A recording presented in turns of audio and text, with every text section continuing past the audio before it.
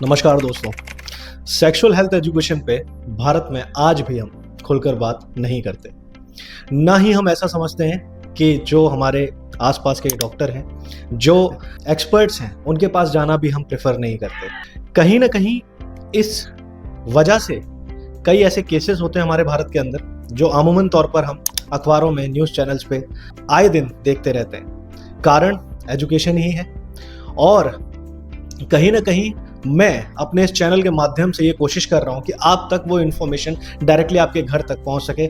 आप जिस भी तरह से इस नॉलेज को गेन कर सकें, चाहे हेडफोन पहनकर, चाहे लोगों के बीच सुनकर, क्योंकि ज़रूरत सबको है इस जानकारी को लेने की। इसी वजह से आज मैं एक एक्सपर्ट जो गायनेकोलॉजिस्ट हैं उनसे मिलने के लिए आया हूँ। आज जो भी बातचीत होगी हमारी, उनसे बहुत खुलकर बातचीत होगी।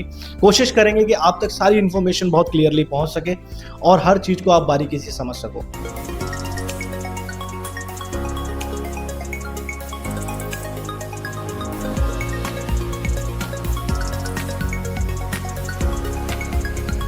मैम बस यही है कि अभी जैसे डेली आपकी ओपीडी हुई है, ठीक है, तो आपको मैक्सिमम नंबर ऑफ टाइम्स किस तरह के ऐसे पेशेंट्स मिल रहे हैं, उनके ऐसे कौन से सवाल आ रहे हैं, ऐसे कौन सी प्रॉब्लम्स हैं जो जनरली आपको देखने को मिल रही हैं अभी के टाइम पे? जैसे अगर मैं कहूँ तो 3 एज ग्रुप्स में डिवाइड कर लेते हैं। जो यंग एडल्ट्स और एडोलेसेंट्स हैं उनमें मेंस्ट्रुअल इरेगुलरिटीज बहुत कॉमन है, और उसमें पीसीओएस ने तो एक विकराल रूप धारण किया हुआ है। और विकराल रूप वो है कि नहीं है, लेकिन लोगों के अंदर उसका डर बहुत ज़्यादा हो चुका है। हाँ, क्योंकि सारे मतलब आप इंस्टाग्राम या कुछ भी मतलब ऐसे सोशल चैनल्स पे जाओ, कहीं पे भी जाओ, तो आपको पीसीओएस, पीसीओडी इसका बहुत ज़्यादा सुनने को मिल रहा है। इनफैक्ट जो भी इंस्ट्रक्टर्स हैं वो इस पे बहुत ज़्यादा वीडियोस भी बना रहे हैं रेगुलर बेसिस पे। तो एक कहते हैं कि जब किसी चीज़ की एक बहुत अच्छे लेवल पे हाइप बनती है तो कहीं ना कहीं वो लोग उसे बहुत बड़ी प्रॉब्लम भी मान लेते हैं। तो आप मेरे को ये बताओ कि मैम ये वाकई में इतनी बड़ी प्रॉब्लम है भी या बस लोग ऐसा समझ रहे हैं? नहीं दुष्यंत, प्रॉब्लम तो है। प्रॉब्लम इसलिए है कि एक सिम्टम कॉम्प्लेक्स है। बहुत सारी बीमारियों की वजह से एक ऐसा सीन बन सकता है जिसको हम पीसीओएस कह सकते हैं। तो पीसीओएस के मेन 3 निशानियां हैं। एक तो पीरियड्स गड़बड़ होने शुरू हो जाएंगे, इरेगुलरिटी के साथ साथ अनप्रेडिक्टेबल भी हो जाएंगे। अनप्रेडिक्टेबल मतलब किसी लड़की को मालूम ही नहीं होगा कि अब उसको नेक्स्ट पीरियड्स कब आएंगे। ऐसे कोई साइंस और सिम्टम्स भी नहीं होते हैं। वरना हर पीरियड आने से पहले एक थोड़ा सा पता चल जाता है, किसी को पेन होना शुरू होता है, किसी का मूड थोड़ा खराब होना शुरू होता है, किसी को भूख लगनी शुरू हो जाती है, तो ये सिम्टम्स चले जाते हैं। दूसरा प्रॉब्लम जो पीसीओएस के साथ है और जो इसका डायग्नोस्टिक क्राइटेरिया है वो ये है कि अल्ट्रासाउंड में छोटे छोटे ओवेरियन सिस्ट बन जाना, और वो सारे सिस्ट 1 सेंटीमीटर से कम होंगे, 10-12 के करीब होंगे दोनों ओवरीज में, या एक ओवरी में भी मिल सकते हैं।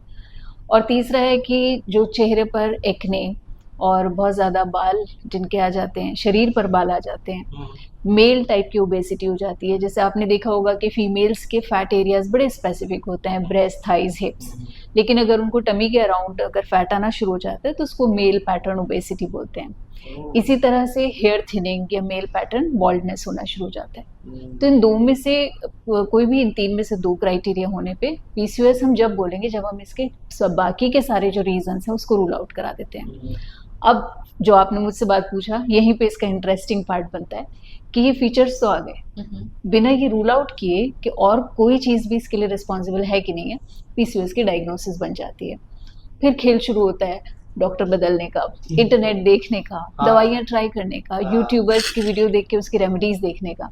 और ये भी ट्रू है कि जब हम इनके टेस्ट कराते हैं तो कम से कम 30 और 20% के बीच के लोगों को थायराइड की प्रॉब्लम होती है, करीब 7 to 10% लोगों को प्रोलैक्टिन की प्रॉब्लम होती है, क्योंकि प्रॉब्लम्स दोनों में सेम होनी है। तो इसलिए अब जो भी लोग ये देखते हैं और आज इस वीडियो पे हम जाते हैं, तो आपने कहा हाइप बन गई, तो हाइप कहाँ से बनी, और जो आपका सोर्स ऑफ इंफॉर्मेशन है वो ऑथेंटिक और वेरीफाइड होना चाहिए। तो PCOS is not easy to diagnose but equally difficult and uneasy to refute also. तो सेल्फ डायग्नोसिस पे थोड़ा सा बच के रहें सब लोग। ओके, तो मैम ये प्रॉब्लम पर्टिकुलरली जैसे अभी यंग गर्ल्स में भी बहुत ज़्यादा देखने को मिल रही है, तो ये पूरी तरह ट्रीटेबल है? क्योंकि कई बार ऐसा होता है कि लोगों से ये सुनने को मिलता है कि पूरी तरह ट्रीट नहीं हो रहा, या हम मल्टीपल डॉक्टर्स को दिखा चुके हैं, जो कि आपने भी बताया था कि ऐसा होता है कि मल्टीपल डॉक्टर्स को देखना स्टार्ट करते हैं, बट एग्जैक्टली क्या ऐसा है? क्योंकि आउट ऑफ 10 पीपल की अगर मैं बात करूँ तो उसमें से 7 या 8 ऐसे होंगे जो यही बोलेंगे यार हमारा तो ट्रीट हुआ नहीं या हमारा तो हो नहीं पाया। तो ये है एग्जैक्टली ऐसा कुछ? दुष्यंत, ट्रीटमेंट और क्योर में बहुत फर्क है। ट्रीटेबल तो बहुत सारी चीजें हैं, आप दवाई दीजिए, सिम्टम्स इम्प्रूव हो जाएंगे, ट्रीटमेंट हो गया। लेकिन क्या हम उसका क्योर कर पा रहे हैं, उसको जड़ से हटा पा रहे हैं? तो जड़ से हटाने के लिए भी मैंने कहा पहले जड़ पकड़नी पड़ेगी। तो सबसे पहले तो करेक्ट डायग्नोसिस और कॉज पता होना चाहिए, और क्योर इसका रिवर्स होना है। जैसे ये चीजें आई हैं, जिन इम्बैलेंसेस और जो हमारी कुछ कहिए तो हरकतों की वजह से ये प्रॉब्लम हुई है, आप उसको कम कीजिए, वापस अपने फॉर्म में चला जाएगा। दैट मींस कि लाइफस्टाइल का भी इम्पैक्ट यहाँ पे कहीं ना कहीं पड़ता है। मैं भी शब्द हटाना चाहूंगी, मैं ही शब्द लगाऊंगी, लाइफस्टाइल का ही इम्पैक्ट है। तो रीजन मैम क्या होता है इसका, पीसीओडी पीसीओएस का मेन रीजन? जैसे सिम्टम्स जो ज्यादातर लोगों में जैसे हो जाते हैं, इसके तो मेन रीजन क्या होता है? बहुत सारी थियरीज हैं इसमें, और अगर मैं बोलूँ कि साइंटिफिक थियरीज क्या हैं, तो हम लोगों के जो साइंटिफिक कंसेंसस है उसमें भी अभी एक समन्वयता नहीं है कि आप भी वही बात बोल रही हैं जो मैं बोल रही हूँ। रोज नई थियरी आ रही है कि पीसीओएस इसकी वजह से होती है। तो सबसे इम्पॉर्टेंट जो इसका प्रॉब्लम आया है वो इंसुलिन रेजिस्टेंस है, और थोड़ा सा जो एक एलएच हार्मोन होता है वो स्पाइक्स में आना जाना चाहिए, वो थोड़ा सा स्टैटिक हो जाता है। अब ये दोनों भी क्यों हो रहे हैं, इसकी बहुत सारी थियरीज हैं, राइट? तो अगर हम इसको सिंपल लैंग्वेज में समझना चाहें तो हमारा जो लाइफस्टाइल है, जो हार्मोनल मास्टरमाइंड है हमारा ब्रेन में जो बैठा हुआ है, उसको हम पीनियल ग्लैंड बोलते हैं। तो पीनियल ग्लैंड के साथ हमने बहुत ज़्यादा छेड़खानी कर रखी है, तो उसकी वजह से ये रिप्रोडक्शन में ऑल्टरेशन और प्रॉब्लम्स ये आनी शुरू हो गई। तो इसकी वजह से आगे चल के जैसे कुछ कपल्स हैं, मैरिड कपल्स हैं, तो अगर किसी को पर्टिकुलरली जो मैरिड कपल है, अगर उसको कहीं ना कहीं फीमेल को पीसीओएस या पीसीओडी की प्रॉब्लम, तो कंसीव करने में भी प्रॉब्लम आती है? बिल्कुल आ सकती है, क्योंकि पीसीओएस का मतलब है उसमें ओव्यूलेशन नहीं हो रहा है। तो ओव्यूलेशन टाइप की सब फर्टिलिटी, जहाँ पे इनफर्टिलिटी या बच्चा कंसीव करने का जो रीजन है वो एग्स नहीं बनना है, तो ऐसी फीमेल्स को जरूर ये प्रॉब्लम आ सकती है। लेकिन इससे बिल्कुल ये मैसेज नहीं जाना चाहिए कि पीसीओएस वाले पेशेंट इनफर्टाइल हो जाते हैं या उनको बच्चा हो ही नहीं सकता, तो ऐसा भी कुछ नहीं है। मगर इनको कंसीव करने की प्रॉब्लम जो नॉर्मल पॉपुलेशन है उनसे ज़्यादा आती है। तो मिसकैरेज जो होते हैं, क्या इसके पीछे भी पीसीओएस और पीसीओडी का कारण है? बिल्कुल हो सकता है, क्योंकि पूरा हार्मोनल मिलियू जो है वो थोड़ा सा इम्बैलेंस्ड हो जाता है। जो स्टडीज़ हैं वो ये कहती हैं कि जिन लोगों को पीसीओएस होता है उनको पहली बात तो कंसीव करने में डिफ़िकल्टी आती है, उनके रेट्स ऑफ अबॉर्शन थोड़े से ज़्यादा होते हैं। कई स्टडीज़ में बोलते हैं होते हैं, कई स्टडीज़ में बोला गया है कि नहीं इक्वल है, लेकिन हमने जितना ज़्यादा देखा है कि पीसीओएस वाले पेशेंट में थोड़ा सा प्रॉब्लम होती है।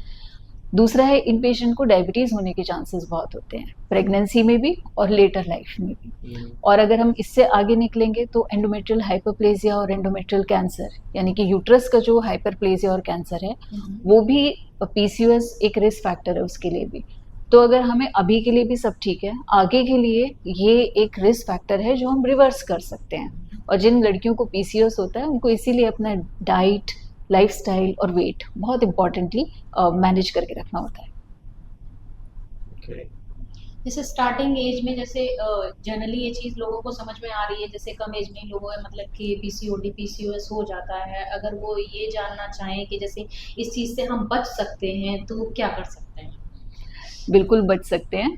एक्चुअली अभी आपने देखा भी होगा, आप बिल्कुल अग्री करेंगे शायद मेरी इस बात से, कि अभी हमारे लेवल ऑफ फिजिकल एक्टिविटी कम हो गया है। पहले हम जब छोटे थे तो हमारे मम्मी पापा चिल्ला के अंदर बुलाते थे कि घर के अंदर आओ, बहुत खेल लिया, और अभी हमें चिल्ला के उनको वापस बाहर भेजना होता है कि बाहर जाके खेलो, पूरे टाइम लैपटॉप मोबाइल सिर्फ इस पे। तो सेडेंट्री लाइफस्टाइल तो क्रीप कर गया है सिंस चाइल्डहुड। एडोलेसेंस तो बहुत बात की बात है, बच्चे स्कूल जाते हैं, स्कूल में भी बैठते हैं, हफ्ते में 2 या 1 पीटी पीरियड होता है, तो वहाँ पे उनका जो मेजॉरिटी टाइम गुजर रहा है वो फिजिकल इनएक्टिविटी का है।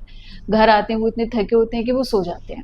बहुत जो हाइपर माँ बाप होते हैं जो बहुत केयर करते हैं अपने बच्चों की, वो एक आध क्लास लगा देते हैं, किसी को स्केटिंग, किसी को बैडमिंटन, मतलब कुछ ना एक एक्टिविटी, बट वो एक जोर जबरदस्ती के साथ खिलवाना हो गया, तो वो भी कुछ बच्चों को पसंद नहीं आता। तो 24 घंटे में बच्चा 18 घंटे 16 घंटे सिर्फ बैठ रहा है, सिर्फ लेट रहा है, तो ये एक मेजर इम्पैक्ट है जो हमारी आजकल की पॉपुलेशन में बढ़ा है। दूसरा रेडिएशन, अभी आप और हम भी शूट कर रहे हैं, पता नहीं कितने रेडिएशन हम लोग के अंदर जा रहे हैं, so we are expose more to radiation.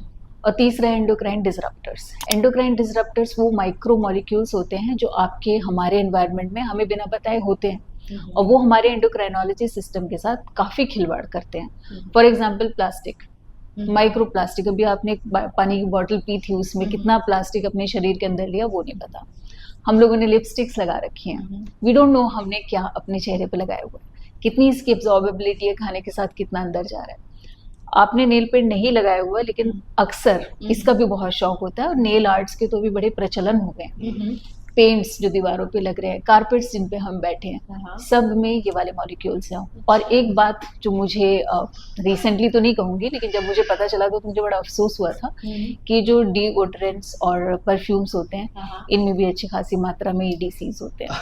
तो जो पुराने लोग एकदम सीधा साधा जीवन व्यतीत करते थे, प्रोबेबली तब बेटर था। वो सही था इसका मतलब। अच्छा मैम, ये बताइए जैसे कि जो हम लोग जैसे प्रेगनेंसी, आफ्टर प्रेगनेंसी में या ये डिसीज हो सकती है क्या? PCOS, हाँ। हाँ जी, बिल्कुल हो सकती है। जैसे आप वेट गेन कर लेते हैं प्रेगनेंसी के बाद, वेट लूज करने में मुश्किल होती है, एक फैक्टर तो हो गया।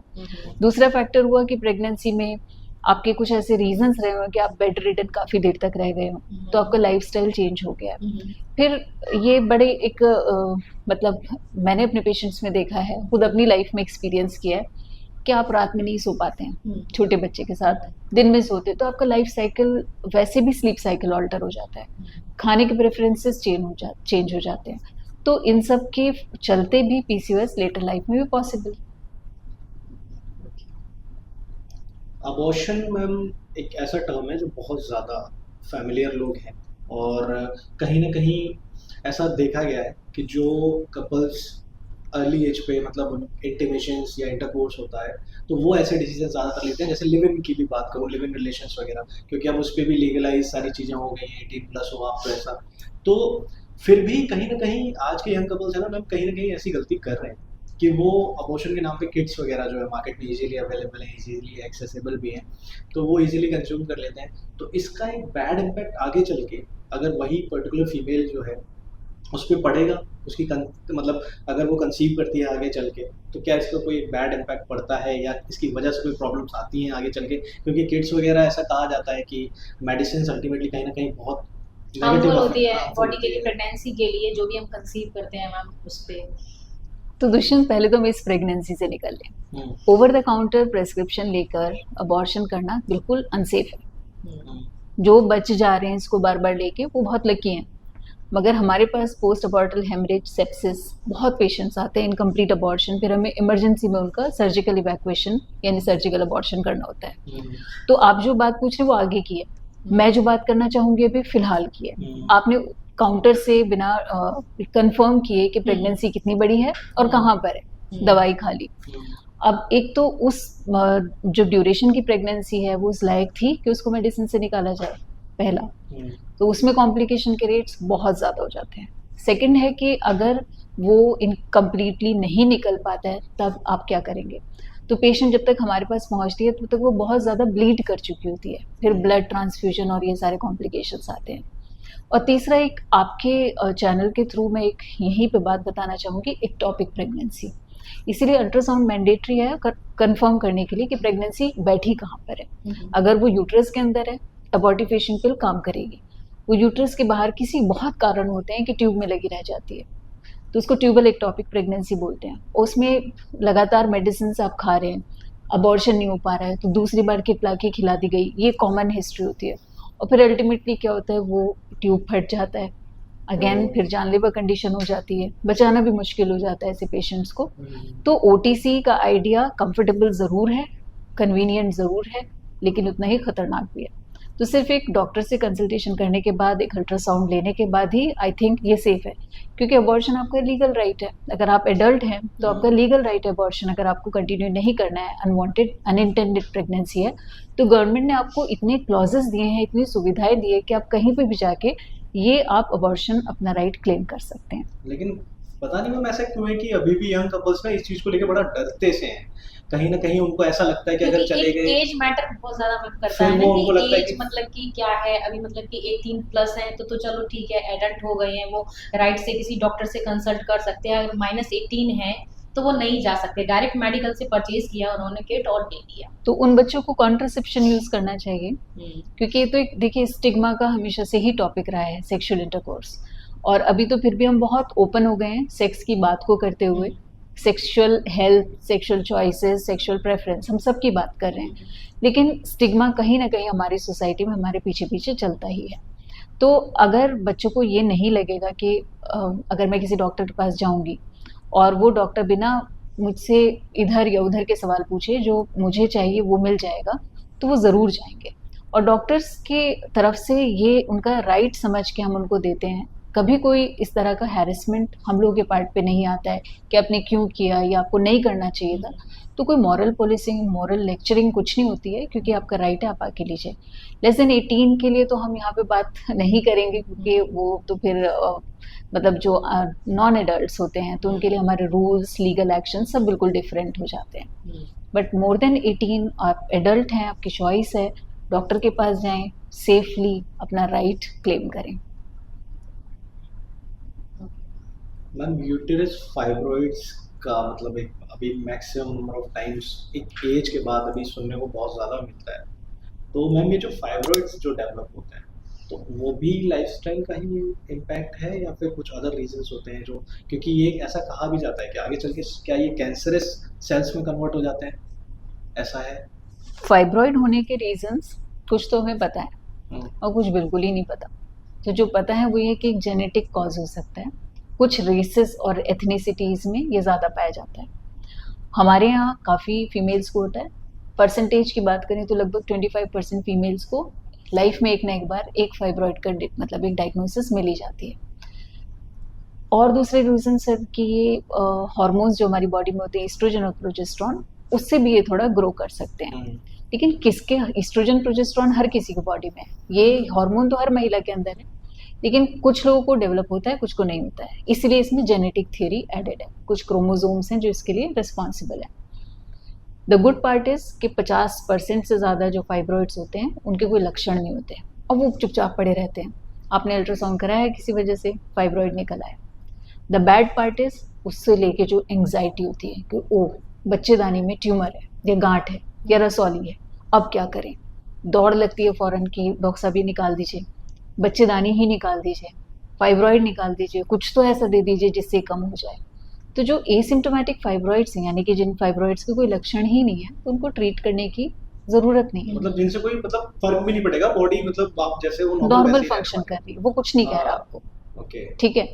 हाँ, कुछ फाइब्रॉइड्स होते हैं जिनकी वजह से हैवी ब्लीडिंग होती है, जिनकी वजह से पेन होता है। बहुत एक छोटे percentage of proportion of females में उनकी वजह से इनफर्टिलिटी भी होती है। वहाँ ज़रूर इलाज है, वो चाहिए, वो मिलेगा और वो होता भी है। लेकिन हर छोटे बड़े फाइब्रॉइड को लेके एकदम इतनी एंग्जाइटी आजकल लोगों में भर गई है। अगर दुष्यंत मेरे पास 10 पेशेंट फाइब्रॉइड के आएंगे पूरे दिन में, 8 सिर्फ मेरे पास यही कह के आएंगे कि डॉक्टर साहब इसको निकाल दीजिए। और अगर हम पूछते हैं कि प्रॉब्लम क्या है, तो कोई प्रॉब्लम नहीं है, बस गांठ है, तो ये क्यों होनी चाहिए। And this brings me to a very pertinent point जो आपने पूछा है कि कैंसर में कन्वर्ट होने के चांसेस बहुत कम होते हैं। लेस देन 1%, लेस देन 1% भी मैं ज़्यादा बोल रही हूँ, उससे भी कम होता है। तो मतलब इतने कम इंसिडेंस या इतने कम रिस्क के लिए आप यूट्रस पूरा रिमूव कर दें हर पेशेंट का। 25% लोगों को हो रहा है, उनको सबका यूट्रस रिमूवल बनता नहीं है। तो उसके साथ हम ये कर सकते हैं, उसको मॉनिटर करते रहेंगे। साइज़ अगर बढ़ रहा है, सिम्टम्स आते हैं, तो ट्रीटमेंट ऑप्शंस अवेलेबल हैं। और अगर साइज़ कम हो रहा है या नहीं बढ़ रहा है और कोई लक्षण नहीं आ रहे, तो हमें कुछ करने की ज़रूरत नहीं है। एक्चुअली मैम मैंने कैंसर टर्म इसलिए यूज़ किया था फाइब्रॉइड से रिलेटेड, क्योंकि सर्विक्स कैंसर का बहुत ज़्यादा मतलब अब देखो ना, मतलब ये बहुत कॉमन सा सुनने को मिल जाता है। तो मैं इसी वजह से उस चीज़ को कोरिलेट करने की कोशिश कर रहा था कि कहीं ऐसा तो नहीं कि फाइब्रॉइड्स एक रीज़न है सर्विक्स कैंसर को बनाने का या करने का? नहीं, बिल्कुल अलग है। ओके। सर्विक्स का जो कैंसर है वो एक्सटर्नल फैक्टर्स की वजह से, ह्यूमन पैपिलोमा वायरस होता है, वो सेक्सुअली ट्रांसमिटेड इन्फेक्शन होता है। तो वो सर्विक्स के कांटेक्ट में जब भी सीमेन आएगा जिसमें ह्यूमन पैपिलोमा वायरस का ये जितने भी होंगे वायरस, वो उसको कंटेमिनेट करेगा, इन्फेक्ट करेगा। जिनकी इम्यूनिटी कम होती है या कोई ऐसे रिस्क फैक्टर्स होते हैं कि हाइजीन नहीं है और स्मोक कर रहे हैं या और भी बैक्टीरियल इन्फेक्शन है जो वहाँ पे ट्रॉमा करते हैं, वहाँ HPV इन्फेक्शन होने के चांसेस हैं। लेकिन फाइब्रॉइड से इसका कोई रिलेशन नहीं है। फाइब्रॉइड यूट्रस की एक बिनाइन ग्रोथ है ओके। और सर्विक्स जो है वो उसका कैंसर एकदम बिल्कुल ही डिफरेंट एंटिटी है। इनर और आउटर डिफरेंस, बिल्कुल, एक बिल्कुल, आउटर की चीज है, एक इनर की चीज है। ओके।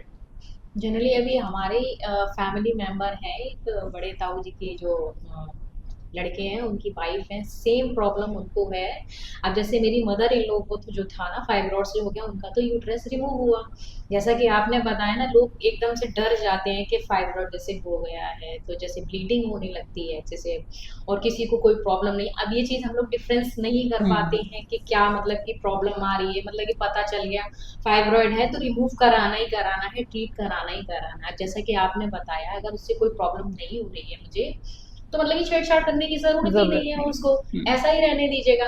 अब वो भाभी बोल रही है कि देखो कि अब जैसा कि मम्मी को था, अब मुझे भी यूट्रस में फाइब्रॉइड है, बताओ मैं क्या करूं।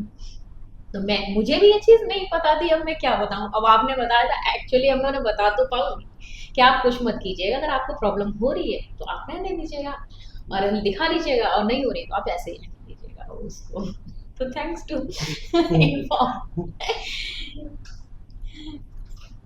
अच्छा, जैसे कि आपने ये बताया मैम कि जो फाइब्रॉइड जो हो रहे हैं, ऐसे ही एक ब्रेस्ट में जो चल रहा है, जो लम्प्स बन जाते हैं ब्रेस्ट फीडिंग टाइम या फिर उससे पहले भी, तो मतलब कि क्या करें उसके लिए, कि प्रॉब्लम है इससे या नहीं है, ट्रीट कराना चाहिए, तो उसके बारे में भी थोड़ा बताइए आप। ये भी सेम इसी तरह की चीज अच्छा। है। जो ब्रेस्ट में फाइब्रो एडिनोमास होते हैं, वो भी आप समझ लीजिए भाई बहन टाइप के हैं। They are also hormone dependent growths.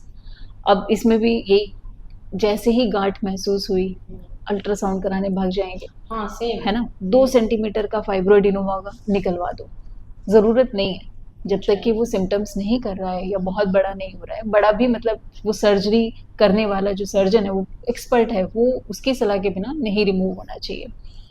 तो ये फाइब्रोएडिनोमास हैं, ये भी बिनाइन है, इनमें भी कैंसर होने के चांसेस बहुत कम हैं। तो अगर किसी को ये प्रॉब्लम्स होती हैं तो वो अपना ख्याल ज़्यादा रखें, पॉइंट नंबर 1। सेकंड, वो अपने चेकअप रेगुलर कराते रहें कि वो बढ़ तो नहीं रहे हैं या उसमें कोई सिम्टम्स तो नहीं आ रहे हैं। तीसरा, फैमिली हिस्ट्री बड़ी इंपॉर्टेंट है ब्रेस्ट में। ब्रेस्ट कैंसर अगर फेमिलियल होता है, मतलब फैमिली से फैमिली में होता है, वो लड़कियों को ज़्यादा कॉशियस रहना चाहिए और उनका अपना कोई भी सिम्टम, कोई भी लम्प नहीं इग्नोर करना चाहिए। यूजुअली हम ब्रेस्ट कैंसर की स्क्रीनिंग बोलते हैं कि 40 के बाद होनी चाहिए। जिनकी फैमिली हिस्ट्री है वो 35 के बाद और भी जल्दी शुरू कर सकते हैं, डिपेंडिंग कि उनकी मदर या उनके जिस भी रिलेटिव को है वो किस एज में हुआ था।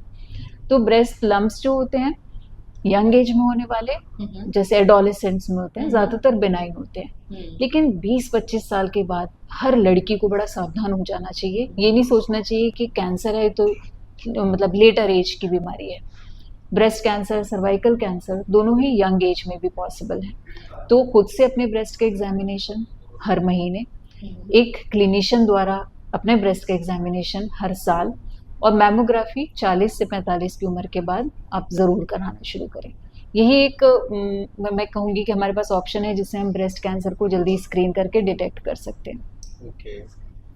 जैसे जो लम्प्स जैसे बढ़ रही है जिसकी भी, तो उसको जाके कंसल्ट कर लेना डॉक्टर चाहिए। से। बिल्कुल, जितनी मतलब कि सेम उस पे है, नहीं बढ़ रही है उतनी की उतनी है, तो ऐसी नीड नहीं है कि यंग लड़कियों को। हाँ, लेकिन young लंप लड़कियों अगर किसी फीमेल को है 20-25 साल के ऊपर की, उसको इग्नोर नहीं करना है। उसको अपना पूरा जांच करा के कंफर्म करना है कि ये कोई कैंसर जैसी चीज़ तो नहीं है। जैसे कभी कभार ऐसा भी होता है, जैसे नई कैंसर की भी वो लम्प्स जैसे नहीं होती है, हम ट्रीट कराने जाते हैं तो अब जैसे टेस्ट कराने के लिए सैंपल तो लिया जाता है हमको। जैसे मान लिया जाता है सैंपल उससे ले लिया लम्प्स पे, तो मतलब कि उसको रिमूव कराना क्या जरूरी होता है क्या? नहीं, वही मैंने बात अभी बताई थी कि अगर छोटे लम्प्स होते हैं, फाइब्रोएडिनोमा की मैं बात कर रही हूँ, जो कॉमन ट्यूमर्स होते हैं ब्रेस्ट के, तो वो हम नहीं रिमूव करते हैं। और अगर वो बढ़ रहे हैं या उसमें पेन हो रहा है या और कोई चेंजेस आ रहे हैं तो वो ज़रूर रिमूव होते हैं। बट इसका डिसीजन आप खुद से नहीं ले पाते हैं, ये हमेशा एक डॉक्टर के कंसल्टेशन के बाद, क्योंकि हर चीज़ में वही डर है ना कि कुछ छूट गया बॉडी में जो हम हटा सकते थे, कुछ ऐसे स्टेप जो हम ले सकते थे और हमने नहीं लिया, वो थोड़ा सा फिर रिग्रेट ज्यादा हो जाते हैं। तो लाइक कोई इन्फेक्शन जैसे हाँ। उससे कुछ और हो जाए, बढ़ जाए उसमें। अच्छा मैम, जैसे ड्यूरिंग प्रेगनेंसी जैसे हम लोग एक्सरसाइज करते हैं, तो ऐसे चांसेस होते हैं क्या, जैसे कि मतलब कि हम एक्सरसाइज करते हैं कि उससे नॉर्मल डिलीवरी होती है? प्रेगनेंसी में एक्सरसाइज वैसे भी करते रहने चाहिए, हाँ हाँ एक इस एम के साथ नॉर्मल डिलीवरी होगी होगी। हाँ, ये मिथ तो है ना लोगों का, जैसे एक्सरसाइज करेंगे तो नॉर्मल तो डिलीवरी इसका हो उल्टा जाए। मिथ लेके चलते हैं ना। हाँ। हम ये क्यों मानते हैं कि सिजेरियन होगा? इसका मतलब तो हमने मन में कहीं ना कहीं बना रखा है कि हमारे सिजेरियन होने के मैंने तो चांसेस मैम हैं। बिल्कुल नहीं सोचा था कि मेरा सिजेरियन होगा, मैंने तो ये सोचा कि नॉर्मल डिलीवरी हम्म, होगी मेरे में। तो सिजेरियन करने के कुछ हाँ। रीजंस होते हैं, या तो मदर का या बेबी को कोई रिस्क होता है, तभी एक हम्म। ऑब्स्टेट्रिशियन ये डिसीजन लेता है कि हम्म। विजाइनली ना लेकर ये डिलीवरी सिजेरियन यानी कि एब्डोमेन से निकाला जाए इस बेबी को। हम्म। तो वो तो हम पहले से नहीं बता सकते कि किसका सिजेरियन होगा। वो तो तभी जो इंट्रापार्टम या डिलीवरी के टाइम या लेबर से पहले जो भी फैक्टर्स होते हैं वो डिसाइड करते हैं। अब कुछ ऐसी खास एक्सरसाइज हैं जिससे कि नॉर्मल डिलीवरी होने के चांसेस बढ़ जाएं, ये ऐसा मतलब कोई प्रूवन एविडेंस या स्टडीज नहीं है। जनरली हम ये रेकमेंड करते हैं कि आप एक्टिव रहें, वेट बहुत ज़्यादा ना बढ़ने दें, क्योंकि सच में सबसे मुश्किल डिलीवरी अगर मुझे किसी की करानी है तो वो एक ओबीस महिला की है। तो उसमें डिलीवरी कराना हमें भी मुश्किल हो जाता है, वो बेचारी लेडी तो सफ़र करती है, हमें हमें भी बड़ी दिक्कत होती है। तो वेट मेंटेनेंस बड़ा इम्पॉर्टेंट है, एक्टिव रहना बहुत इम्पॉर्टेंट है, पॉजिटिव माइंडसेट सबसे इम्पॉर्टेंट है। अगर आपने सोचा है कि सब ठीक रहेगा तो वैसे ही सिजेरियन के चांसेस नहीं बनेंगे। आप ठीक हैं, ब्लड प्रेशर ठीक है, डायबिटीज़ नहीं हुआ, और बेबी की ग्रोथ ठीक है, बेबी वेट बहुत ज़्यादा है बहुत कम नहीं है, लाइकर यानी कि जो पानी है बेबी के आसपास सब ठीक है, प्लेसेंटा अपनी जगह पे है, तो कोई भी डॉक्टर क्यों ही करके सिजेरियन करेगा। तो पॉजिटिव माइंडसेट बहुत इंपॉर्टेंट है। और इस डर से कि कहीं मेरा सिजेरियन ना हो जाए, मैं ये कर लूँ, मैं झाड़ू लगा लूँ, मैं पोछे लगा लूँ, मैं ऐसे बैठ जाऊँ, वो थोड़ा सा जैसे अलग पुराने है। जमाने के लोग बहुत ज्यादा ऐसे कहते थे, नहीं अरे बैठ के पोछा लगाओ, ऐसे बैठो तो मतलब कि नॉर्मल डिलीवरी होगी तुम्हारी। अब देखो आजकल की जनरेशन ऐसी हो गई, देखो लेटी रहती है, कोई काम ही नहीं करती है, तो क्या होगा, सिजेरियन तो हो गई तुम्हारा। क्या पता वो सही कह रहे हो, ये हमें नहीं पता, क्या पता इसने इम्पैक्ट किया हो। देखिए हम वो चीज़ तो कोट कर पाते हैं जो हमने स्टडी की है। मान लीजिए मैंने ये स्टडी किया है कि ये कप से पानी पीने पे प्यास बुझ जाती है कि नहीं। जो चीज़ें हम सिर्फ देख रहे हैं, महसूस कर रहे हैं, हमने कोई स्टडी करके उसका एक कंक्लूसिव एविडेंस नहीं निकाला है, तो उसमें हम कुछ कह नहीं सकते। इसलिए अगर मुझे कोई जैसे पेशेंट के साथ में अक्सर आप देखेंगे उनकी मम्मी और सास आती हैं, तो वो मुझसे पूछते हैं कि बेटा अब ये हो जाएगा ऐसे करने पे, तो मैं कहती हूँ क्या पता आपके कहने से हो जाए, सच में। और ये बिलीफ होता है, और अगर आपके बड़े कह रहे हैं कि आप ये खा लो, तो शायद खा लो ना, बहुत प्यार से आपके लिए कह रहे हैं, और उनको आपकी फिक्र है तभी वो कह रहे हैं, वरना वो कहेंगे भी नहीं। ठीक है। अच्छा मैम, जैसे इसी से रिलेटेड है, जैसे अभी जो मूवी आई थी ना, एनिमल मूवी, जैसे उसमें जो वो बोलता है ना कि पेल्विस के पीछे जो बोलता है हीरोइन से वो कि बिग पेल्विस है तो यू हाँ। Can accommodate healthy babies. और कहीं ना कहीं उस चीज से रिलेट ये भी करते हैं कि लोग की नॉर्मल वेजाइनल डिलीवरी हो जाएगी। अगर स्मॉल पेल्विस है तो एकोमोडेट और नॉर्मल वेजाइनल डिलीवरी नहीं हो सकती, तो ऐसा एग्जैक्टली है या नहीं? पहली बात तो बेबी पेल्विस में नहीं आता है। बेबी तो आपने देखा है ना टमी में ग्रो करता है, तो पेल्विस का उससे तो कोई मतलब नहीं है। छोटी छोटी लड़कियों के भी खूब बड़े बड़े बच्चे होते हैं, वो अलग बात है, वो नीचे से नहीं हो पाते हैं। अच्छा, वाइड पेल्विस है और बच्चा वाइडर है, तो क्या डिलीवरी पॉसिबल है? नहीं। हाँ तो भी नहीं। So it is always factors at the time of labour. जो छोटी लड़कियां होती हैं उनका बच्चा भी छोटा होता है, पेल्विस भी छोटी है, बट वो दोनों एक दूसरे के लिए बिल्कुल सही होते हैं, तो छोटा बेबी छोटी पेल्विस से निकल आता है। सो नोवेयर इट इज सेट कि बड़ा पेल्विस है तो हेल्दी बच्चा होगा, बिल्कुल उल्टा हो जाएगा। वाइड पेल्विस में वाइडर बेबी हुआ तो नहीं निकल पाएगा ना उस पेल्विस से भी। राइट। मतलब नॉर्मल डिलीवरी, सिजेरियन डिलीवरी, लोग ऐसा अनुमान लगाते हैं ना मैम, जैसे कि हाँ कि लंबी चौड़ी लेडी अगर है तो लोग इसको नॉर्मल होगा। लेकिन मेरे सामने ऐसे केसेस बहुत आए हुए हैं मैम कि हाँ कि उनको भी सिजेरियन हुआ ही हुआ, और मेरी जैसी पतली दुबली लड़की, मेरे से भी मरी टुल्ली बिल्कुल पतली सी दुबली लड़कियां, उनके नॉर्मल हो जाता है। है। बिल्कुल बिल्कुल। तो यही मिथ मुझे जानना था आपसे कि ऐसा हो सकता है क्या? एक क्वेश्चन ये था मैम, जो कि मुझे लगता है कि रुचि विल आस्क बेटर। तो कि जैसे कुछ कुछ लोग जैसे ऐसा सोचते हैं ना कि एक बार में इकट्ठे हो जाएं, ट्विन बेबी हो जाएं, तो एक ही बार में बिल्कुल फुर्सत हो गए, दोबारा करने की जरूरत ही नहीं पड़ेगी, जो भी प्रॉब्लम है एक ही बार में निपट जाएगी सारी। कि ऐसा कि कोई मेथड है कि ट्विन बेबी प्लान कर सके हम? नहीं, देखिए ऐसा कोई डेलिबरेट मेथड तो नहीं है। इनफैक्ट अभी हम आईवीएफ से भी कोशिश करते हैं कि सिंगलटन ही हो और ट्विंस नहीं हो, क्योंकि ट्विन में मजा अगर डबल है तो सजा भी डबल है। तो जब एक लेडी ट्विन प्रेगनेंसी के साथ प्रेग्नेंट होती है, उसको काफ़ी समस्याएं जो हैं वो ऑलमोस्ट डबल द अमाउंट जो उसको नॉर्मल सिंगलटन प्रेगनेंसी में होती है वो हो जाती है।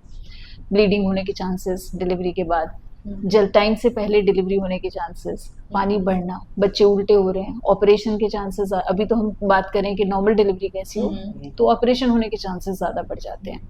मदर को प्रॉब्लम होती है, सांस फूलने की दिक्कत हो जाती है, एनीमियाज बहुत ज़्यादा हो जाते हैं, ब्लड प्रेशर बढ़ने की दिक्कत होती है। तो कॉम्प्लिकेशन की लिस्ट अगर मैं कहूँ तो वो काफ़ी लंबी है ट्विन प्रेगनेंसी में। उसके बाद चलिए हो भी गया और हमें लग गया कि चलो 2 बच्चे भगवान ने हमें दे दिए, पालेंगे कैसे उसको? आजकल के टाइम में एक बच्चा एक टाइम पे पालना बड़ा मुश्किल है। ये बात देखिए, मैं उस कॉन्टेक्स्ट में कह रही हूँ जो एक प्रैक्टिकल चीज़ है। सभी लेडीज चाहती हैं कि वो पढ़ लिख ली हैं, थोड़ा बाहर जाके अपना करियर भी प्रोलिफरेट करें। अगर वो होम मेकर्स भी हैं तो भी वो चाहती हैं कि वो एक बच्चे को पूरा कंसंट्रेशन करके पालने से ज्यादा तरबियत पे ध्यान दें। नहीं, पल तो हर कोई जाता है, खाना पीना सोना उठना है इस पलना, बट परवरिश के उसको राइट मॉरल्स, एथिक्स, वैल्यूज ये सिखाना, उसके लिए हम सबको टाइम चाहिए होता है, तो वो मुश्किल हो जाता है। तीसरा, postpartum depression, postpartum mood disorder, वो ट्विन प्रेगनेंसीज में ज़्यादा होते हैं। जब 2-2 बच्चे होते हैं, माँ नहीं सो पाती है, जो अदर पेरेंट है यानी कि फादर है, वो कितनी हेल्प कर पाएगा? बहुत कोऑपरेटिव भी है तो भी माँ का कोई सब्सटीट्यूट नहीं है, फैमिली भी माँ का सब्सटीट्यूट नहीं है, तो mother has to bear everything. तो हम अगर ये सोच रहे हैं कि हमारी आगे आने वाली लाइफ में इसका कोई प्रॉब्लम नहीं होगी, तो अभी वाली लाइफ का तो देखो, आगे किसने देखा है, क्या देखा है, कुछ नहीं पता।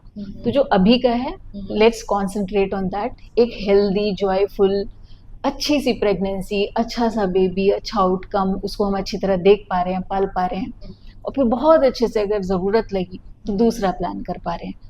अभी तो सबके पास अगर एक एक बच्चा हो जाए वो बहुत बड़ी बात है, दूसरा बच्चा पता नहीं आगे वाली जनरेशन सोचेगी कि नहीं सोचेगी।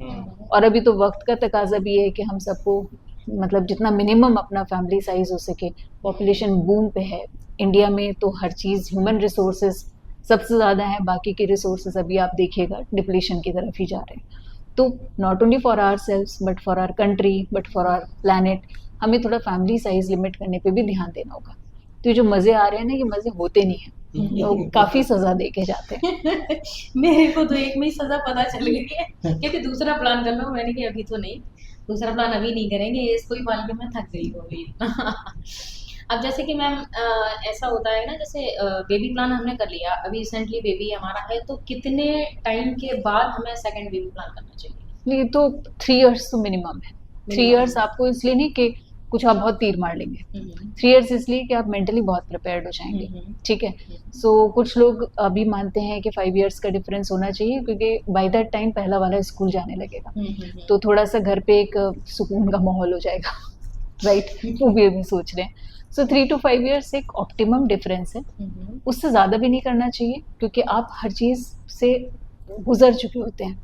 आपने जो वो रातें जाके गुजारी हैं, फिर से 7-8 साल बाद वही मौसम आ रहा है, फिर से वही बच्चे की पोटियाँ, दांत निकलने की सीज़न, पेट में दर्द के सीज़न, तो आप कब तक करते रहेंगे ये सब? और 7 इयर्स ऑलमोस्ट अ डिकेड हो गया, तो अगर आप उस टाइम 20 के थे भी आप 30 के हो जाएंगे, तो आपके बॉडी में बहुत सारे ऐसे चेंजेस होंगे जो आपको उस टाइम पता चलेंगे जब आपको करना पड़ रहा है। So body changes drastically after each decade. जितने आप एनर्जेटिक 20 साल के और 30 साल के बीच में होते हैं, आप देखेंगे उसमें ड्रास्टिक डिफरेंस आता है 30 से 40 के उसमें, और 40 साल के बाद तो बिल्कुल ही ऐसा लगने लगता है कि यार बहुत कुछ चेंज हो गया है। तो that way also you have to plan. अब जैसे लोग जैसे बोलते भी है ना, जैसे कि अब 3 इयर्स अंडर जल्दी जल्दी बेबी प्लान कर लो, 1 साल का हो गया तो उसके बाद 1.5 साल मैक्सिमम हो पाता है, 2 साल हो पाते हैं कि सेकंड बेबी प्लान कर लिया। तो वो कर लेना चाहिए या नहीं करना वो चाहिए? आपकी पर्सनल चॉइस है। इसमें अगर किसी को लगता है कि हम एक साथ ही दोनों का काम करके हो हाँ जाए, हाँ हाँ यही। सो वो फीमेल के ऊपर है, और ये एक फोर्स डिसीजन नहीं होना चाहिए, क्योंकि अल्टीमेटली मैटरनिटी जर्नी, किसी रीजन से मैटरनिटी जर्नी बोली जाती है, क्योंकि mother has to give maximum input and output for a baby's outcome.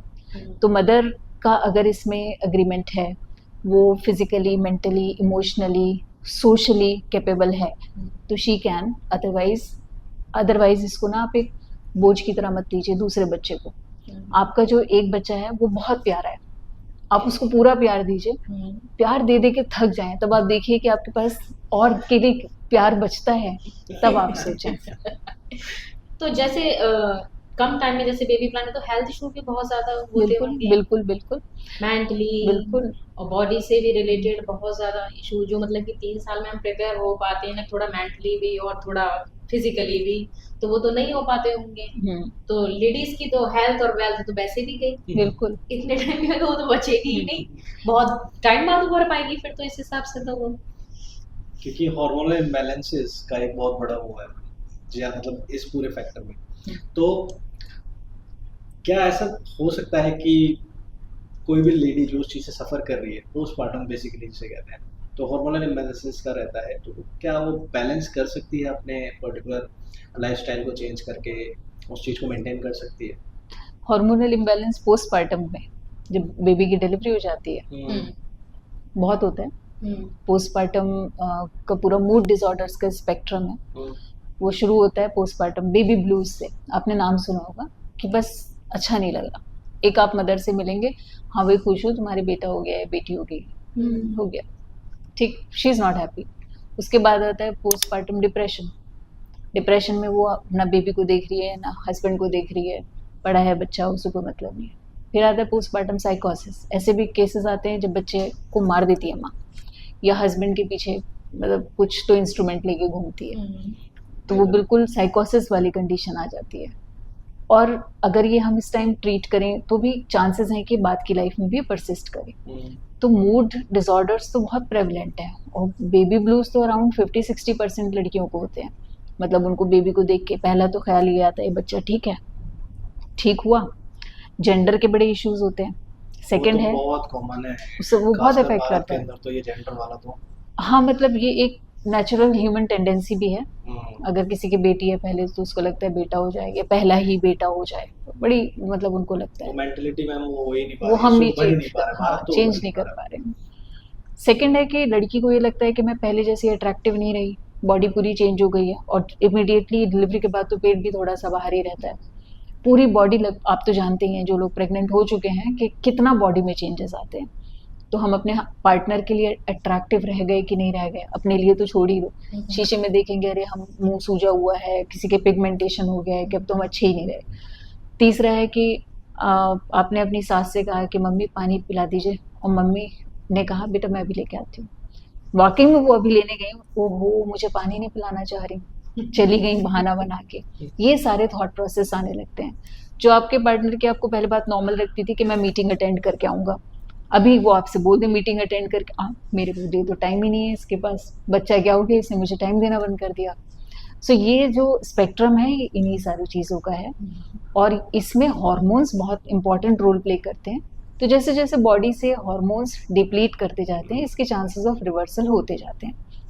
लेकिन पोस्टमार्टम डिप्रेशन और साइकोसिस को एक डेफिनेट साइकेट्रिक ट्रीटमेंट की ज़रूरत है, क्योंकि ये सेल्फ हार्मिंग बिहेवियर भी आ जाता है, सुसाइडल टेंडेंसीज भी आ जाती हैं, बच्चे को भी हार्म कर सकते हैं, फैमिली मेम्बर्स को भी हार्म कर सकते हैं, तो उसके लिए ट्रीटमेंट ज़रूरी है। सो इसके लिए लाइफस्टाइल के लिए एक बहुत इंपॉर्टेंट चीज़ है, वो है फैमिली सपोर्ट, और दूसरा नींद। तो नींद पूरी हो, फैमिली सपोर्ट बहुत अच्छा हो, तो ज़्यादातर लड़कियां इस चीज़ से ओवरकम कर जाती हैं। और मैम जैसे कि अभी आपने बताया कि ट्रीटेबल भी है, तो ट्रीटेबल में क्या मतलब कुछ मेडिसिन या फिर कुछ मेडिसिन के थ्रू? अगर डायग्नोज केस ऑफ डिप्रेशन या साइकोसिस है, उसमें मेडिसिन चाहिए होती है, और उसमें अगर हम ये कहें कि हम कुछ धुआं लगा के वो सही कर लेंगे तो हम चीज़ों को और ख़राब ही कर पा रहे हैं। अच्छा, जो हार्मोन्स जो हमारे इम्बैलेंस जो हो जाते हैं, तो उनके लिए क्या किया जाए? ये आप प्रेगनेंसी की बात का पूछ रहे जी हैं। जी हार्मोन हमारे इम्बैलेंस नहीं होते हैं प्रेगनेंसी के बाद। हमारे जो हार्मोन्स एकदम प्रेगनेंसी को सपोर्ट करने के लिए बहुत भारी मात्रा में शरीर में आए थे, वो धीरे धीरे करके निकल रहे हैं, तो वो अपना बैलेंस खुद बनाते हैं। ठीक है, आपने क्या करना है, इनको सपोर्ट करना है, ये बैलेंस बना रहे। उसके लिए सबसे इम्पोर्टेंट है आप अपने बेबी से अटैचमेंट बना के रखें। ये सब हार्मोन्स ही हैं। आपको अगर मुझे देख के लग रहा है कि मैं अच्छी लग रही हूँ, ये भी हार्मोन है। आपको अगर अपने हस्बैंड को देख के प्यार आता है, वो भी हार्मोन है। आपको हर किसी को देख के तो प्यार नहीं आता ना, तो वो एक्सेसिव हार्मोन है, वो इम्बैलेंस है। सो ये सारे हार्मोन्स हैं। तो अगर एक लेडी को इसको हेल्प करनी है, तो पहले तो वो अपने बेबी से बॉन्डिंग बना के रखे, पॉजिटिव थॉट्स रखे। सेकंड है ब्रेस्ट फीडिंग। उसमें ब्रेस्ट फीडिंग में क्या होता है, बच्चे के साथ बॉन्डिंग बढ़ती है और जो बॉडी से एक्सेस फैट है ये सब निकल जाता है। और ब्रेस्ट फीडिंग जो लोग कराते हैं उनको ब्रेस्ट कैंसर के चांसेस भी कम होते हैं, ओवेरियन कैंसर के चांसेस भी कम हो जाते हैं। तीसरा जो पोस्टपार्टम एंगेजमेंट प्रोग्राम्स हैं। एंगेजमेंट मतलब कि आप अपने डॉक्टर के कांटेक्ट में रहें, कि कोई प्रॉब्लम हो तो अर्ली डिटेक्शन हो जाए।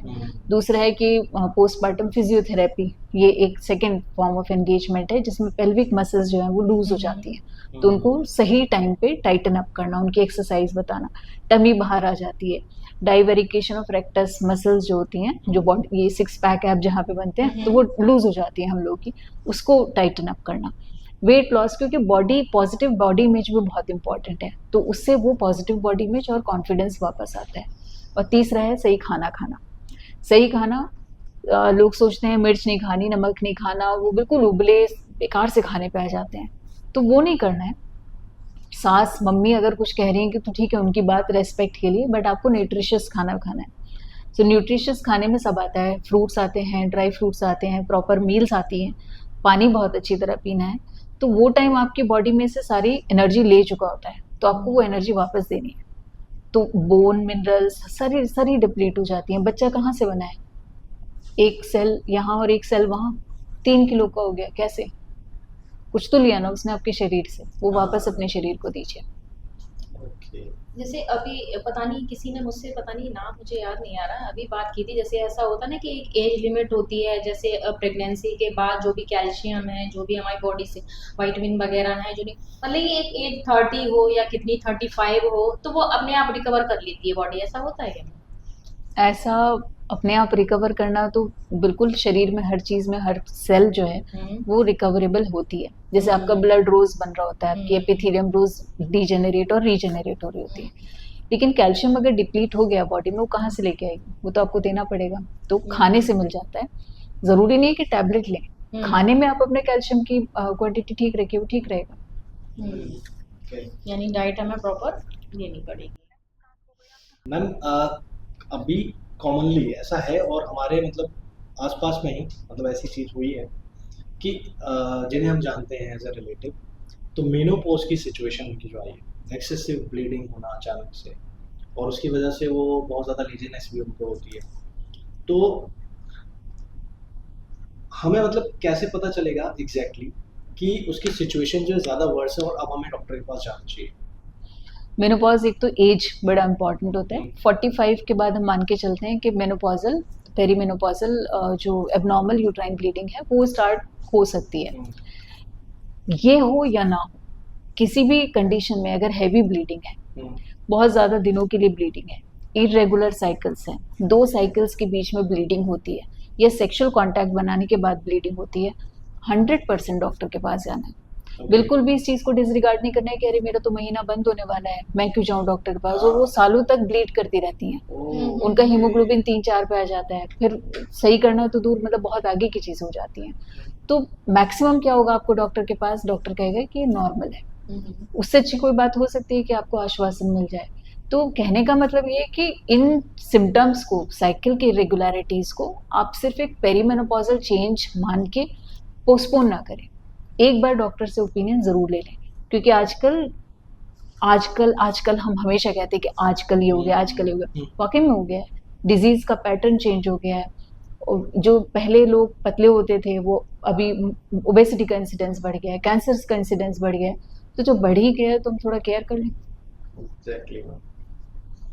तो मैम थोड़ा सा क्विक है अब इस चीज़ में, बेसिकली फीमेल्स को अगर मैं वैक्सीनेशन की बात करूँ तो सबसे ज़्यादा इंपॉर्टेंट वैक्सीनेशन कौन से हैं जो उनके पूरे एक एज साइकिल पे उनको ज़रूर करानी चाहिए, वो वैक्सीनेशन ज़रूर लेनी चाहिए?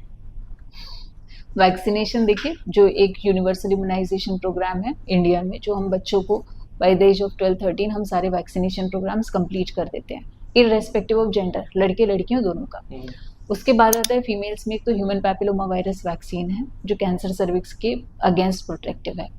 9 से 13 साल के बच्चों को लगाते हैं और 15 साल तक के बच्चों को भी लगा सकते हैं। ये लड़के और लड़की दोनों को मिलता है, राइट। और अगर जो इस एज को क्रॉस कर गया वो तो 26 ईयर्स तक लगा सकता है। बेनिफिट्स इतने नहीं होंगे जितने अर्ली एज में मिल जाते हैं। उसके बाद लेने से कोई बेनिफिट है या नहीं है ये हमें नहीं मालूम, तो अगर आपको लेना है आप ले सकते हैं, लेकिन स्क्रीनिंग पैप स्मेयर के थ्रू या लिक्विड बेस साइटोलॉजी के थ्रू या HPV DNA के थ्रू कराना भी ज़रूरी है। दूसरी वैक्सीनेशन है कि जब प्रेग्नेंट होते हैं तो Tdap करके वैक्सीन आती है, ये सेल्युलर परट्यूसिस, डिप्थीरिया और टेटनस के लिए। तो ये प्रेगनेंसी में हम 27 हफ्ते से 36 हफ्ते के बीच में देते हैं, ये ज़रूर लेना चाहिए। अगर सीजनल इन्फ्लुएंजा या फ्लू फैला हुआ है तो प्रेगनेंसी में किसी भी टाइम पे फ्लू वैक्सीन ले सकते हैं। बाकी जैसे हेपेटाइटिस A, हेपेटाइटिस B, ये प्रेगनेंसी में जनरली हम नहीं देते हैं, लेकिन अगर कंडीशन है, मान लीजिए आपको कोई कांटेक्ट हो गया है या ट्रांसमिशन का खतरा है, तभी हम डॉक्टर की सलाह पे हेपेटाइटिस B ले सकते हैं।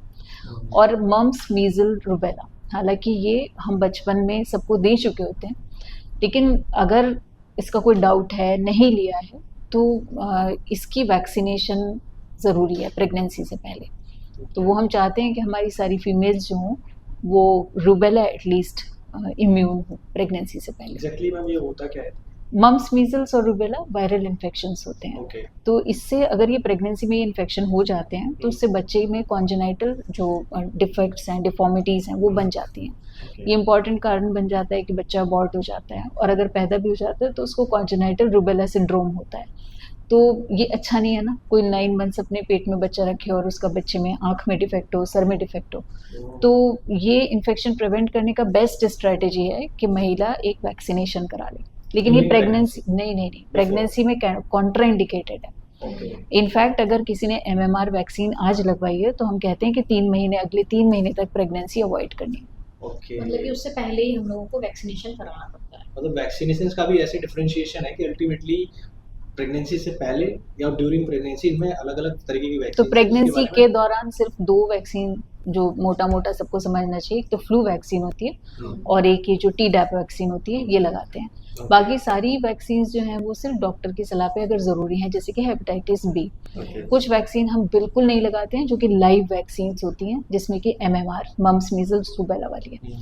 ये प्रेगनेंसी में कभी नहीं लगाना चाहिए, बहुत टेराटोजेनिक होती है, बच्चे को बहुत डिफॉर्मिटीज़ हो सकती है।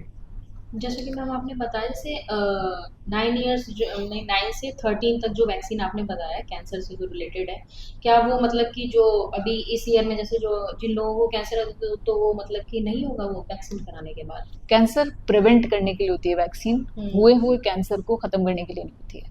तो ये थेरेपेटिक नहीं हो, हाँ, मतलब ये बच जाए, क्योंकि human papilloma virus sexually transmitted है। तो अगर हम अपने जीवन काल में माने तो 100 लड़कियां 100 के 100 सेक्सुअल एक्टिविटी में एंगेज होंगी। तो जब वो सेक्सुअल एक्टिविटी में एंगेज हों तो उनके अंदर वो प्रोटेक्शन आ चुका हो कि ह्यूमन पैपिलोमा वायरस से उनकी लड़ने की शक्ति बढ़ जाए। तो इसलिए हम उनको टाइम से पहले वैक्सीनेट करके रखते हैं। ओके, तो इन्वेस्टिगेशंस आई गेस एक बहुत बड़ा स्क्रीनिंग बहुत इम्पोर्टेंट है। स्क्रीनिंग जैसे मैम जो जनरली जो लड़कियां जैसे जो होती हैं, कम एज की लड़कियां हैं जैसे जो ग्रो पकड़ रही हैं, तो और या लेडीज हैं, उनको जनरली किस तरीके की इन्वेस्टिगेशन करानी चाहिए? मतलब रेगुलर बेसिस पे हीमोग्लोबिन कराना चाहिए। आप बड़ी बड़ी बातें सब कर लेते हैं, लेकिन हम इंडिया में अभी भी 60-70% लोगों को एनीमिया है। हम हर चीज कर चुके हैं, एनीमिया को नहीं हटा पा रहे। 60-70% समझ रही हैं आप कितने ज्यादा लोगों को खून की कमी है। तो रेगुलर बेसिस पे अगर एक इन्वेस्टिगेशन कराना है वो हीमोग्लोबिन है, which means कि अल्टीमेटली आउट ऑफ 3 एक को है बिल्कुल, ठीक है। और सब बड़ी बड़ी बातें करने वाले जो लोग हैं, इंक्लूडिंग मी, अभी 6 महीने पहले तक मुझे भी एनीमिया हो गया था, पता ही नहीं था, सिर्फ वीकनेस, लैक ऑफ कंसंट्रेशन हुआ, मैंने चेक कराया, मेरा कम था। तो ऐसा नहीं है कि एक पर्टिकुलर स्ट्रेटा को ही होगा, इसको हो सकता है, उसका नहीं। तो हीमोग्लोबिन खासतौर पर एडोलेसेंट लड़कियों को तो ज़रूर कराना चाहिए। तो लास्ट मैम ये क्वेश्चन है हमारा आपसे, जैसे कि प्राइवेट पार्ट में जो प्यूबिक हेयर्स अपने होते हैं, तो जैसे जनरली लोग जैसे वैक्स कराना प्रेफर करते हैं या तो कोई शेव करना प्रेफर करता है, तो दोनों में से जैसे कोई भी चीज़ है तो बेस्ट क्या है? कुछ भी बेस्ट नहीं है। कराना क्यों है, पहले आप ये समझ लीजिए। आपको लगता है कि वो एक खराब चीज़ है, गंदी चीज़ है, तो वो दिमाग से निकाल दीजिए। वहाँ पर हेयर होने का एक स्पेसिफिक रीज़न है, वो प्रोटेक्शन देता है। It is protective against many type of infection, जैसे कि यूटीआई हुआ, वेजिनल इन्फेक्शंस हुए। तो उनको रखने की वजह से वहाँ पे इन्फेक्शन हो रहा है, ऐसा कुछ नहीं है। उनको साफ ना रखने की वजह से इन्फेक्शन होता है, ये बिल्कुल सही है। तो मेन जो पॉइंट होता है या मेन जो कंसंट्रेशन होना चाहिए, वहाँ पे सफाई रखने की होनी चाहिए। जैसे कि आप अपने शरीर के कोई भी पार्ट को साफ करते हैं, उसी तरह से आप अपने वल्वल और प्यूबिक एरिया को, हेयर को भी साफ कर सकते हैं। वैक्सिंग और शेविंग में फ़ायदे आपको अच्छा लग सकता है, लेकिन नुकसान भी होते हैं। जैसे कि बहुत सारे बच्चे जो वैक्स कराते हैं, मतलब स्किन इज सो सॉफ्ट और ये हार्श ट्रीटमेंट है, तो वहाँ पे फिर बहुत सारे infections, boil skin infections, pigmentation, ये सब लेके हमारे पास बच्चे आते हैं। इस रीजन की वजह से भी हो सकते हैं। हाँ जी, बिल्कुल। तो आपको जैसे नहाते वक्त आप अपने हर बॉडी पार्ट को क्लीन करते हैं, ऐसे ही नहाते वक्त मतलब वल्वल एरिया है वहाँ पे भी क्लीन करना है। तो उसके कुछ टिप्स मैं आपको बताती हूँ। पहला, कि जब भी आप क्लीन करेंगे उसको ऊपर से नीचे की तरफ क्लीन करना है, नीचे से ऊपर की तरफ नहीं करना है, उससे इन्फेक्शन आ जाएंगे, ठीक है। सेकेंड है, आपको कुछ भी परफ्यूम्ड या सेंटेड जो प्रोडक्ट्स हैं, सोप्स हैं, बॉडी सोप्स हैं, वो सब नहीं यूज़ करने। सिंपल कोई भी माइल्ड नॉन परफ्यूम सा सोप लेके जो बॉडी के लिए यूज़ करते हैं, उसको एक बार वहाँ पे क्लीन करना है। तीसरा है कि ज़बरदस्ती का बार बार, जैसे बहुत सारे अभी फैंसी वॉशेस बाजार में, बस मैं नाम नहीं लेना चाह रही थी, तो ये सब नहीं यूज़ करना है, इनका कोई मेडिकल इंडिकेशन नहीं है। इनफैक्ट बहुत सारी स्टडीज़ ये कहती हैं कि जो लोग ये वॉशेस यूज़ करते हैं उनको इन्फेक्शंस, यूटीआई, और अगर वो प्रेग्नेंट होते हैं तो टाइम से पहले लेबर होने के चांसेस, प्री टर्म लेबर होने के चांसेस भी हो जाते हैं। उनका मार्केटिंग ट्रिक्स है जो साइकोलॉजी के साथ खेल रहे हैं, मतलब कस्टमर्स के। और ऐसा मार्केटिंग ट्रिक जो ऐसा चल गया है, हर दूसरी लड़की ये यूज कर रही है बिना ये जाने कि उसको जरूरत है कि नहीं है। मैं भी खुद यूज कर रही हूँ, और हर सेकंड लड़की को या फिर वुमन को मैंने खुद यूज करते हुए देखा, जिनको ये नहीं पता है कि इससे मतलब कि यूटीआई नहीं होगा या इन्फेक्शन नहीं फैलेगा या फैलेगा, कुछ नहीं पता है उनको। बस किसी ने बता दिया, सजेस्ट कर दिया कि इससे नहीं होगा, तो हम यूज कर रहे हैं। मतलब कि परफेक्ट अभी किसी को नहीं पता है कि इससे होना क्या है। और यहाँ पे स्केल भी, मतलब इनफैक्ट ऐसे प्रोडक्ट्स पे स्केल भी देते हैं मैम, उसमें ये लिखा हुआ रहता है कि आपको पीएच लेवल अपना मेंटेन करना और इतने तक को मेंटेन होगा, और इस वॉश को यूज करने के बाद आपका मेंटेन होता है। हाँ, उससे पहले तो पीएच मेंटेन होता ही नहीं था, वही सब एबनॉर्मल पीएच लेके घूम रहे थे। ऐसा बिल्कुल ये एकदम जैसे कि आपने कहा, जो वर्ड यूज किया बिल्कुल ठीक है, मार्केटिंग गिमिक है। They have forced us to believe that we are not good from there. वो हमारी बॉडी का एक ऐसा पार्ट है जो गंदा है, जबकि वो हमारी बॉडी का ही पार्ट है। गंदा जब है जब आपने रखा उसे गंदा, वरना वो क्यों गंदा है, उसका एक स्पेसिफिक रीजन है। वो यूरोजेनाइटल एरिया है, शरीर की गंदगी वहां से निकलती है, रिप्रोडक्शन वहां से होता है, सेक्सुअल फंक्शन है, तो वो गंदा क्यों हुआ।